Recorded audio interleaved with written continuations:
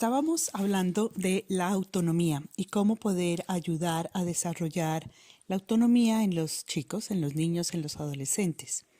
En el capítulo anterior hablamos de dos aspectos a tener en cuenta de la autonomía. Hablamos de el autodominio y la autoestima y un poco cómo se van dando en un proceso de ir sumando nuevos aspectos en el desarrollo del chico, y decíamos que en este segundo capítulo hablaríamos de 3 claves para desarrollar la autonomía.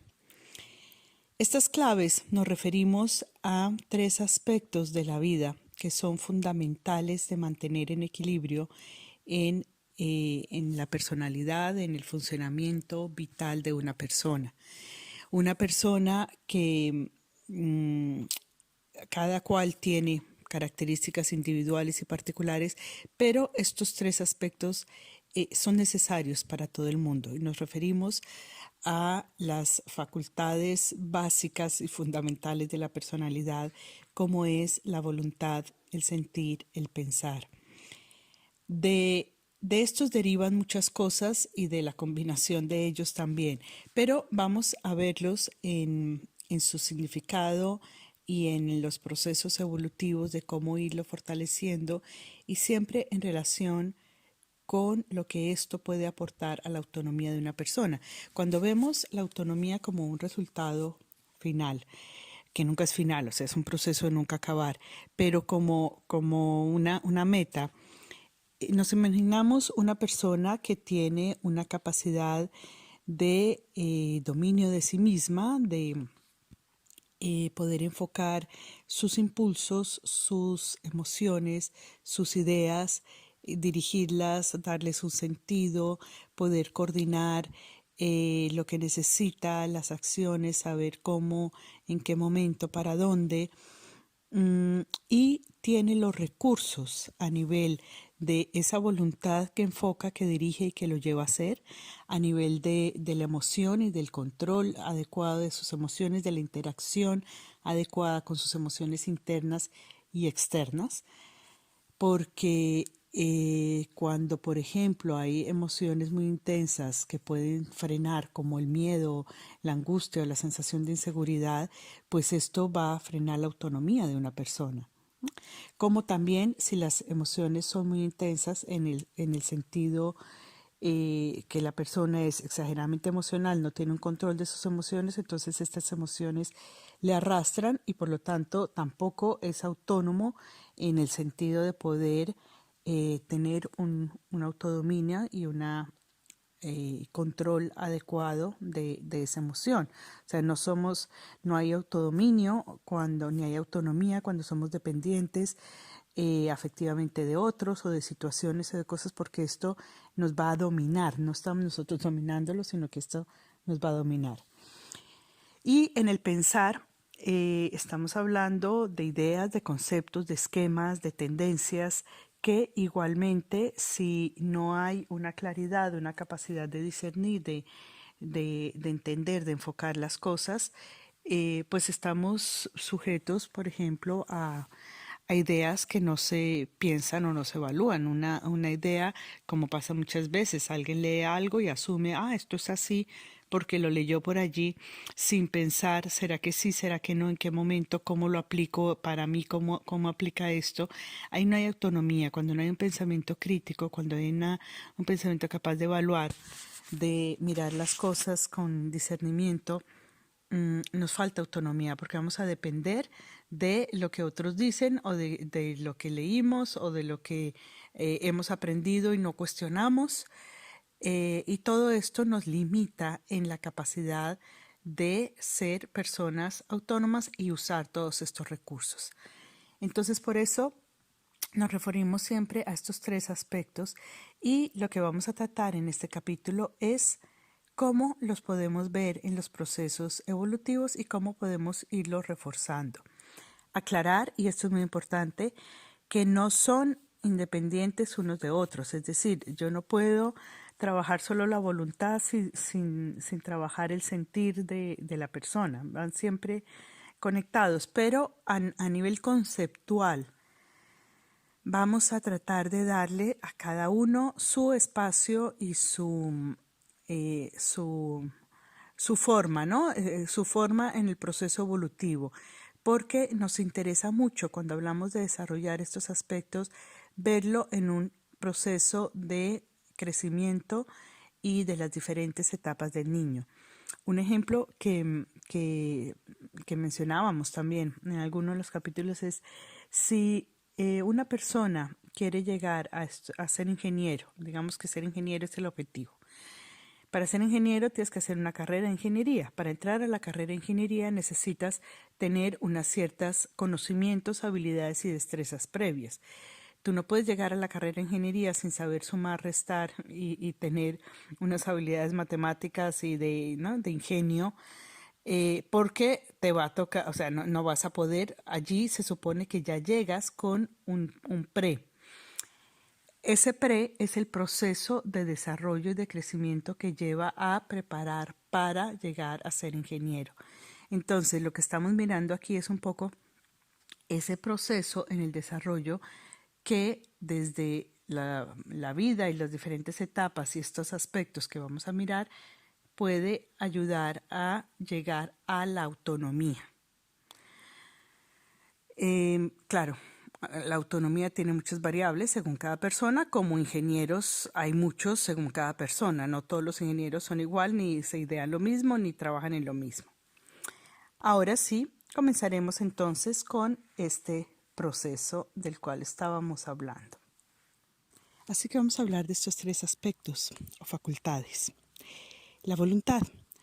Sienta mucho sus bases en los primeros años de vida, porque la primera voluntad que tenemos que ejercitar es la conquista del cuerpo, de los sentidos, del movimiento, de la coordinación para poder hacer el caminar, por ejemplo. Es un enorme acto de voluntad del niño cuando se levanta muchas veces después de caer para volver a intentarlo. Y entonces en estos primeros años se establece mucho de estas bases que decíamos de la voluntad. Una de las cosas importantes allí es establecer ritmos. Los ritmos que son un poco la continuación del cuerpo físico en el cual todo es ritmo, ayudan al niño a saber qué, cómo y cuándo. El ritmo de alimentación, el ritmo de sueño, el ritmo de actividad y pasividad. Toda inhalación tiene una exhalación. Es muy importante que cuando hay mucha actividad para el niño después haya tiempos calmos de descanso, de exhalar y de entrar en lo interior. A estos ritmos nos referimos. Inicialmente pues es simplemente la alimentación, los ritmos del sueño, pero poco a poco entran otras actividades y es importante que siempre haya digamos, este ritmo de tiempos, no una cosa rígida, estricta, pero sí en la cual el niño sepa qué, cómo, cuándo. Esto le da seguridad, le da confianza y esto es uno de los aspectos importantes allí en la voluntad. De allí, digamos que un paso adelante sería el saber cuándo sí, cuándo no, lo que sí y lo que no, empezar a establecer límites. Claridad en lo que es bueno para él o no, lo que es adecuado o no con respecto a ciertas normas de la familia y del entorno que necesariamente tiene que irse acomodando, ¿no? Tiene que ir encontrando estos aspectos en su vida diaria. Muy importante también desde el inicio que el chico aprenda a valerse por sí mismo en las cosas que puede hacer.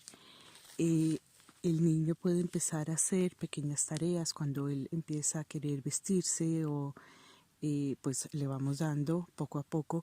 Y también antes en el otro capítulo hablábamos, por ejemplo, de cosas como la imitación. No es simplemente soltarlo a que haga, es primero que pueda imitar, que vea cómo. Cuando él ve cómo, sea porque se lo indicamos o sea porque alguien más lo está haciendo. Cuando hay otros hermanos, otros niños alrededor, pues él ve y trata de imitar.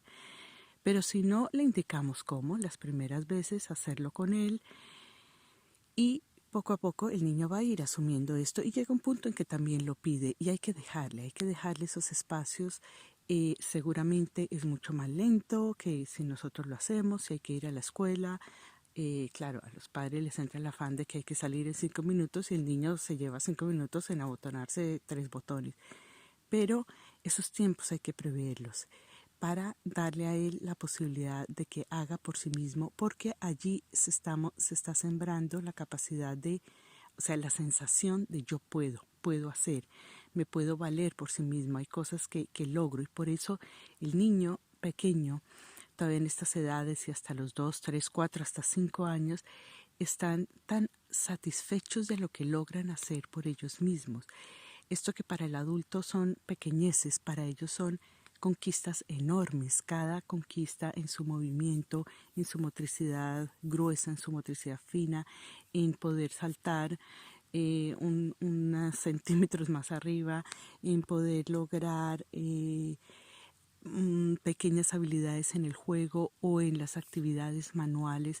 Todo esto son elementos en los cuales podemos estar educando la voluntad cuando le damos al niño la posibilidad de hacer, de valerse, de lograr. Entonces, ahí entra otra habilidad muy grande del adulto y es hasta dónde ponerle el reto, o sea, hasta dónde apoyarlo cuando definitivamente la tarea es muy difícil, le queda grande.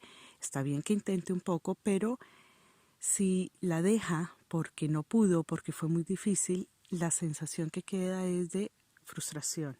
No puedo, no soy capaz, esto no es para mí, esto es solamente para los grandes. Pero como no hay todo este análisis, lo que queda es una sensación, no puedo, no soy capaz. Entonces, estas tareas que ejecutan los niños, decíamos, imitar, o sea, que vean cómo, que vayan haciendo de a pocos, que vayan conquistando su habilidad de hacer, que haya un poco de reto, un poco de exigencia, pero también que haya ayuda cuando se necesita para que las cosas se puedan realizar. El abandonar y la frustración no es buena compañía para la autonomía, ¿no? Entonces, el darle ese empujoncito, el ayudarlo a que logre, a que vaya un poquitito más allá, que lo intente una vez, mira, voy a ayudarte un poquito con esto, por aquí, por allá. A veces sin ni siquiera decirlo, se puede dar esa pequeña ayuda para que el niño pueda realizar lo que está haciendo y llevarlo a término. Llevarlo a término es muy importante para la voluntad. Es una de las cosas que después en el adulto falla mucho, porque simplemente no puedo, lo voy dejando, y esto se vuelve, ahí se establecen hábitos también en los primeros años, hábitos consigo mismo, hábitos de vida, hábitos de cómo llevar esa voluntad y la ejecución de cosas a término.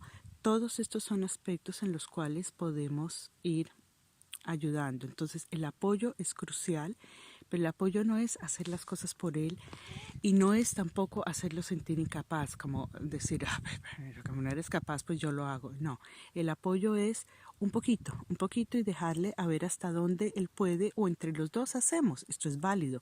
Entre el adulto y el niño hacemos algo, es perfectamente válido, el niño lo acepta muy bien, pero él tiene todavía su espacio de algo por hacer.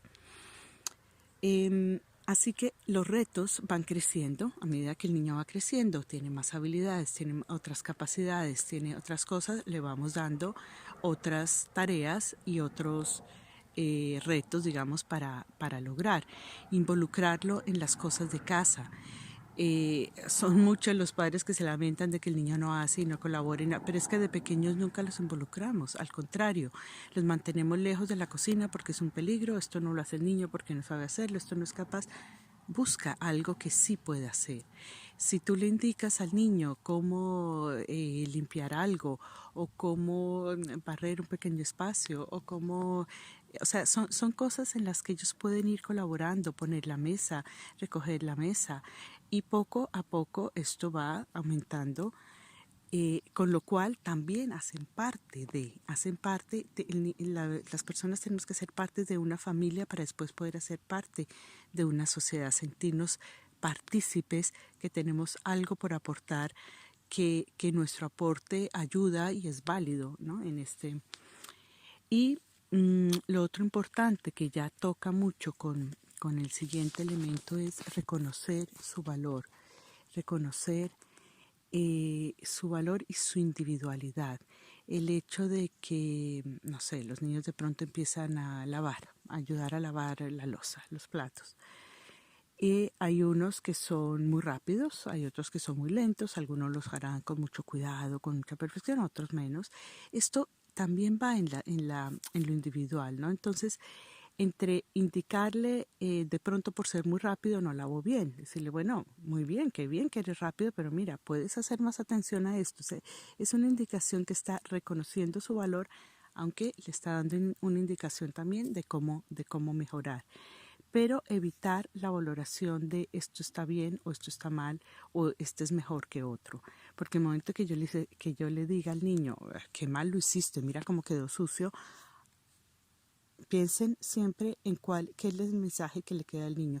Ah, ma, qué tonto soy, no soy capaz de hacerlo bien, no puedo hacerlo bien, ¿no? Para algunos esto puede ser una motivación para esforzarse un poco más, pero la mayoría de las veces es, bah, lo dejo. O me esfuerzo por darle gusto a quien me lo exige, pero no estoy reconociendo el valor de hacerlo bien, ¿no? Sino de darle gusto a esta otra persona. Así que ahí tenemos bastante para trabajar. El sentir es algo que es muy, muy importante de tener en cuenta. En el sentir, a ver, uno de los aspectos fundamentales que tiene que estar siempre como ingrediente principal en toda la crianza es el amor. Definitivamente es sin esta sustancia, sin esta emoción, elemento que envuelve, que suaviza, que endulza, todo va a ser mucho más difícil. Ahora es importante entender cómo percibe el niño el amor en los diferentes momentos. Volvamos un poco al niño pequeño, después avanzamos un poco más también sobre los otros. El niño pequeño, el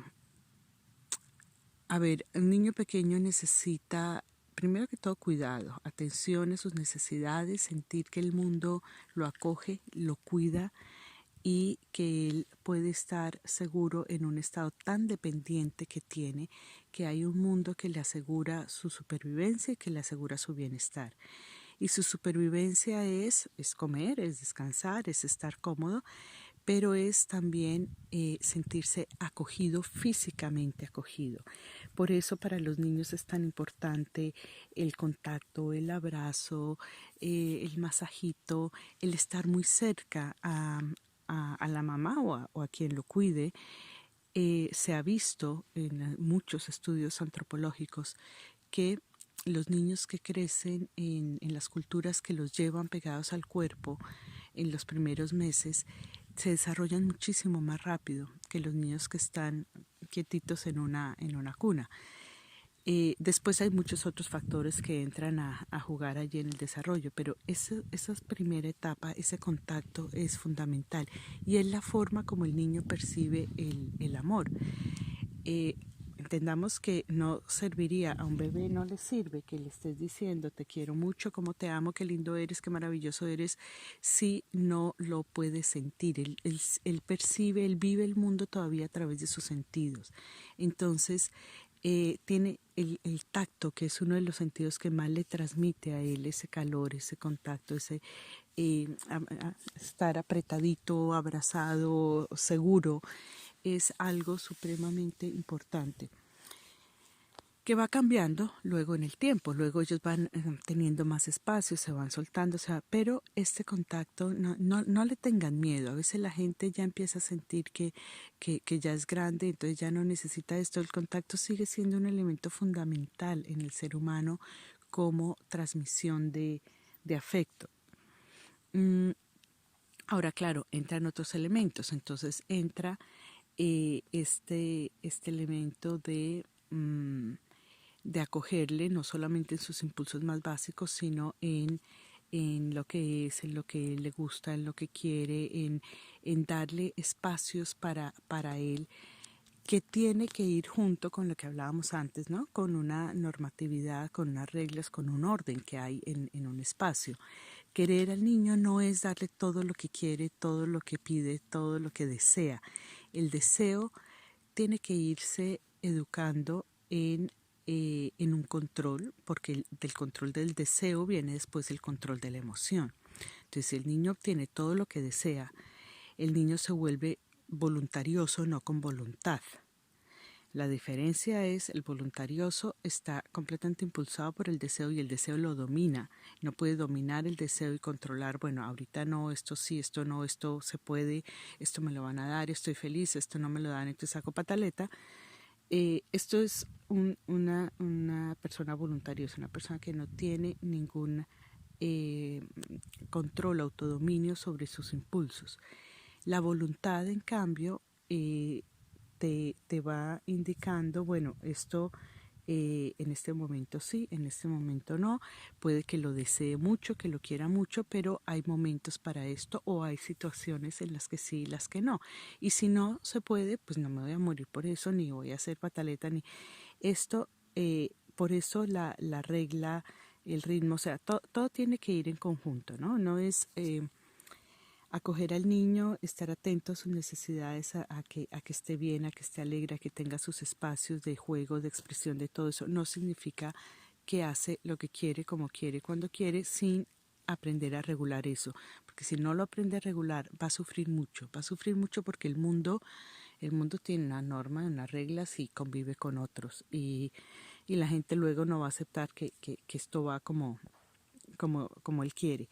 Entonces, este manejo de los impulsos, amoroso, tranquilo, dentro de una normatividad, va muy de la mano de ir aprendiendo a expresar, identificar lo que siente, lo que le pasa, sus emociones posteriormente.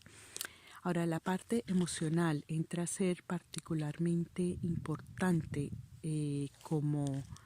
como vivencia del ser humano en el segundo septenio, a partir de los 7, 8 años, cuando el niño deja esta fase puramente infantil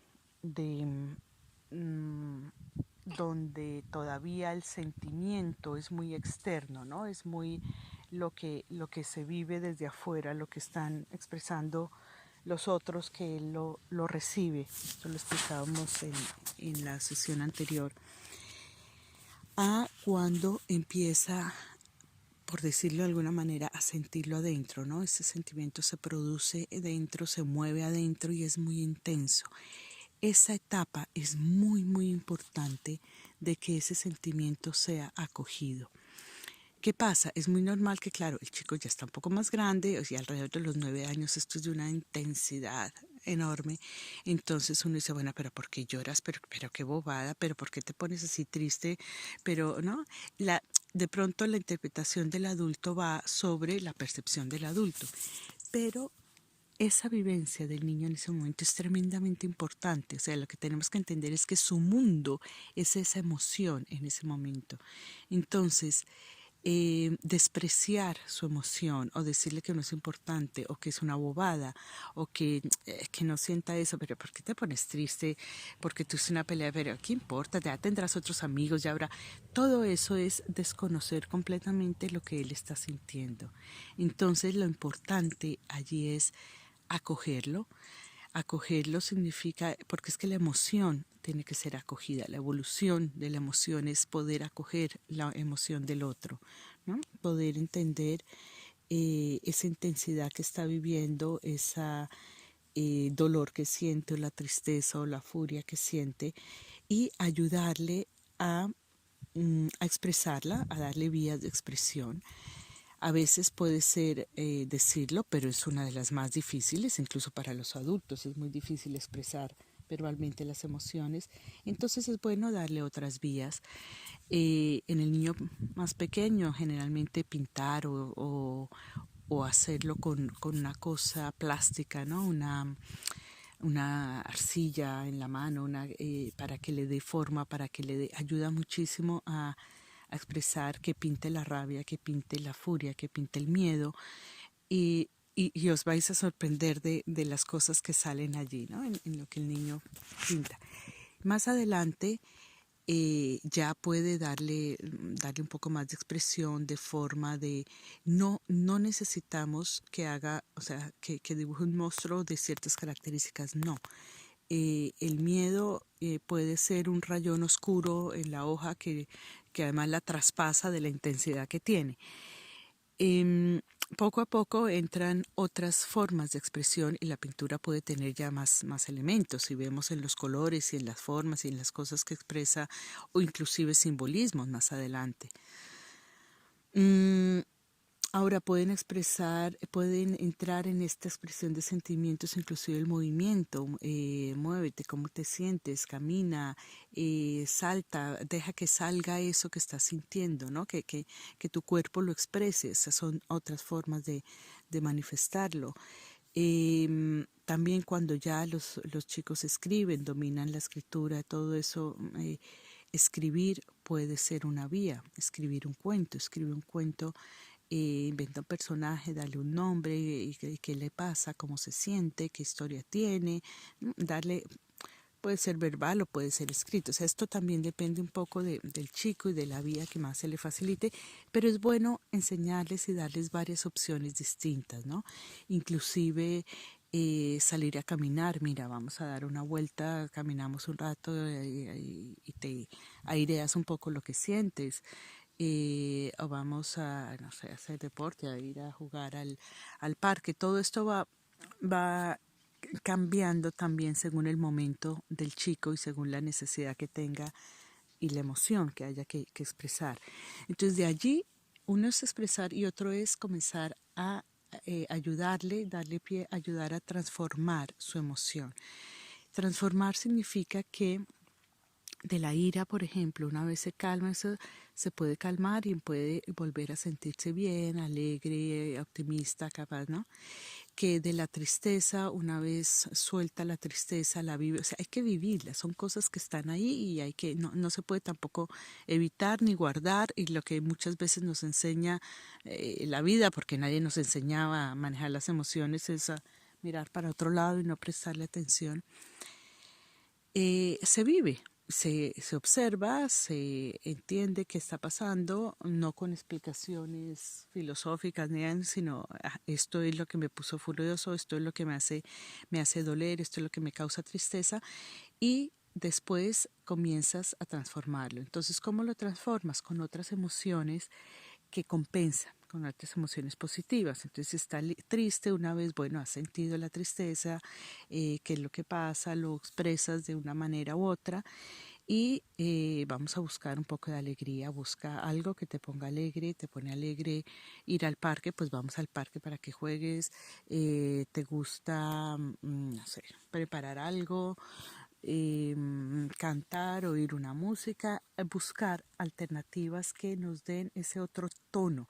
Las emociones son energía que se mueve y se puede transformar. Entonces hay que darle ese otro tono que compensa lo que había allí.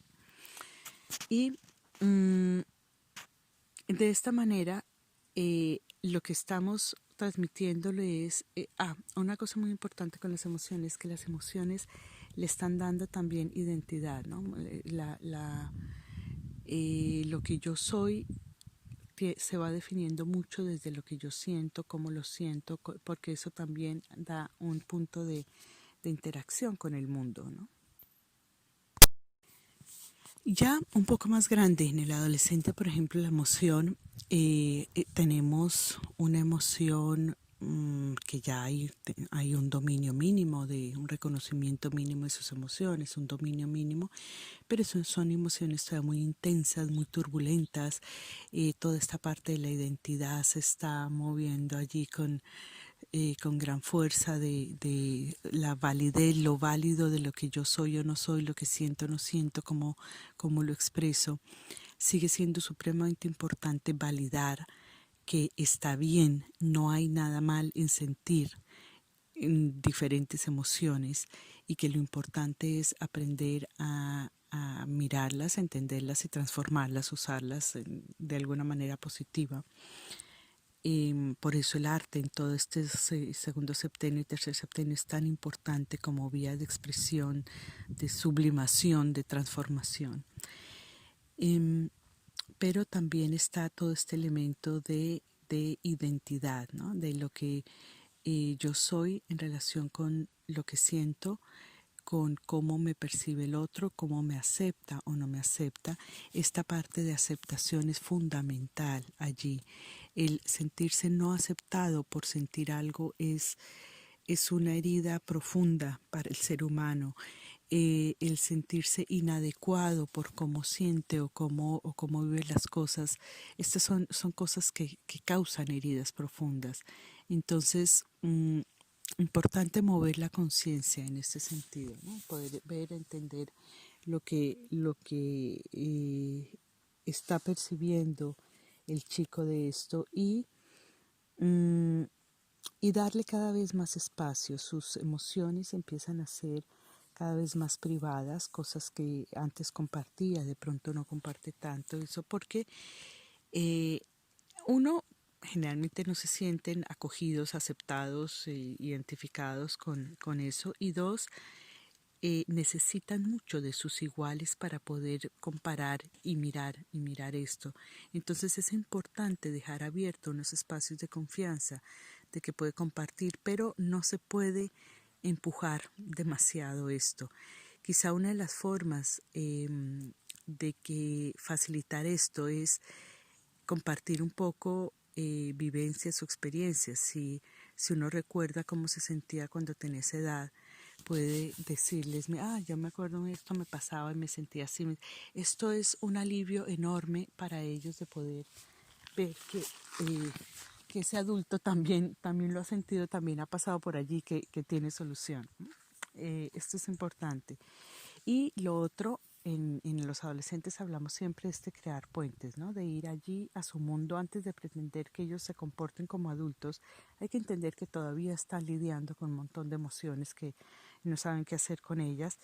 Entonces, ir allí, abrir espacios de diálogo, de preguntar en una forma abierta, de comentar cosas, de buscar libros a través de los cuales ellos puedan identificar esas cosas que están viviendo, que le están pasando, o películas, y entonces se ven juntos y después se comenta un poco la película. No estamos abriendo posibilidades de diálogo y de intercambio con ellos, mmm, que es muy importante, pero es también importante saber que es un periodo en que normalmente se van a aislar un poco, se van a alejar, y hay que darles ese espacio, dándoles también al mismo tiempo la seguridad de que aquí estoy como padre o como madre, aquí estoy, te amo, te acepto con lo que eres, con lo que estás pasando, y aquí estoy, pues cuentas conmigo, y cuentas conmigo desde el amor, desde la aceptación,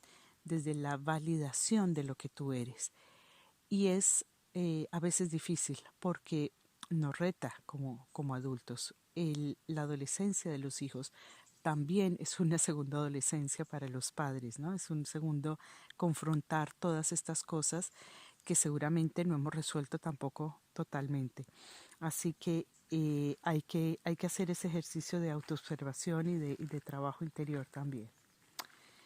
Y por hoy dejaremos aquí. Ya en un siguiente capítulo hablamos de el pensar, porque es otro proceso amplio y que nos va a llevar más adelante.